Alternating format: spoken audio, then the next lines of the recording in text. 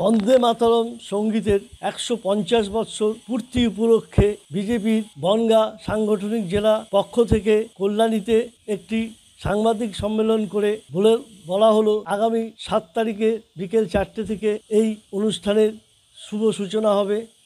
বিশেষ করে বন্দে মাতরম সম্পর্কিত এবং স্মৃতি বিজড়িত স্থানগুলিতে তারা এই অনুষ্ঠান করবেন। বন্দে মাতরমের ১৫০ বছর উপলক্ষে ভারতীয় জনতা পার্টি সারা পশ্চিমবঙ্গে এই গান অথবা এই সঙ্গীতের যে তাৎপর্য, যে ভাবধারা, যে উদ্দেশ্য তা জনমানসে ছড়িয়ে দিতে চাইছে। আগামী ৭ তারিখ বিকেলবেলা ৪টে থেকে ৫টার মধ্যে আমরা এই অনুষ্ঠানের শুভ সূচনা করব। পশ্চিমবঙ্গের বিভিন্ন স্থান যেখানে বঙ্কিমচন্দ্র এবং বন্দে মাতরমের কোনো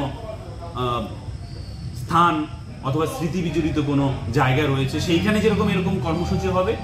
এছাড়া বিভিন্ন জায়গায় ছাত্র, শিক্ষক, সমাজের সুধীজন সকলে মিলে আমাদের ভারতীয় জনতা পার্টির পাশাপাশি আমাদের বিচারধারার সঙ্গে যে সমস্ত মানুষ যুক্ত, তারা সকলে মিলে এই যে রাষ্ট্র গীত, যা আমরা এত বছর ধরে পরম্পরাগতভাবে বয়ে চলেছি, এবং এই বন্দে মাতরম শুধু একটি ধ্বনি নয়, শুধু একটি গান নয়, এটি একটা ভারতীয় আত্মার প্রতিরূপ। সেই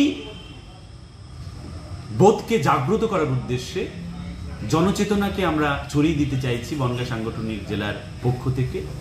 আমরা চাইব এই অনুষ্ঠান যা হবে, সূচনা হচ্ছে ৭ তারিখ, তা কয়েক মাস ধরে চলবে এবং বিভিন্ন জায়গায় বিভিন্ন রকমের শোভাযাত্রা হবে, বিভিন্ন রকমের সেমিনার হবে, প্রদর্শনী হবে। আমরা এই রাষ্ট্রীয় ভাবধারার যে সঙ্গীত, যে সঙ্গীতের সঙ্গে ভারতের স্বাধীনতা যুক্ত, ভারতের স্বাভিমান যুক্ত, রাষ্ট্র চেতনার বোধ যুক্ত, তাকে আরও বেশি করে জনমানসে ছড়িয়ে দিতে চাইছি। এই উদ্দেশ্যেই আমরা আমাদের বনগাঁ সাংগঠনিক জেলার পক্ষ থেকে সকলের কাছে আগ্রহ প্রকাশ করব, আসুন সকলে মিলে আপামর জনসাধারণ বাংলা এবং সংস্কৃতে যে এই সঙ্গীত লেখা হয়েছিল তা আরও বেশি করে সাধারণ মানুষের মধ্যে ছড়িয়ে দিই।